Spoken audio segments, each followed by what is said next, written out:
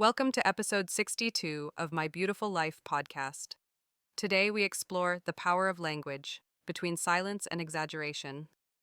Discover how language shapes our reality, balancing between understatement and overstatement. In our opening reflection, we consider language as more than words, it's whispers and megaphones. Understatement and overstatement shape our connections, while ambiguity adds both mystery and misdirection. Understatement involves diminishing the force of a claim. We use tools like detensifiers, qualifiers, and modalities. This approach can be precise or serve as a form of hedging. Detensifiers tone down a claim using adverbs of degree. Examples include nearly or rather and slightly. For instance, I am nearly exhausted versus I am exhausted.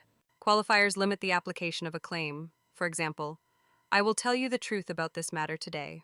Narrowing the scope makes language softer and more precise. Modalities express the degree of confidence in a claim. Words like believe, suspect, and probably are used. For example, the president is, I believe, honest. Hedging weakens claims with phrases like it seems or probably. Innuendo involves veiled suggestions, often negative. For example, you're sometimes late when you're always late. Overstatement involves exaggerating a claim, often using hyperbole. It can be humorous, persuasive, or misleading, frequently employing intensifiers or removing qualifiers.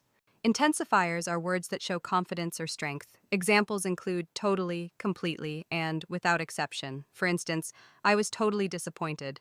Strawmanning distorts an opponent's point of view by exaggerating. For example, so you think the poor don't need help at all?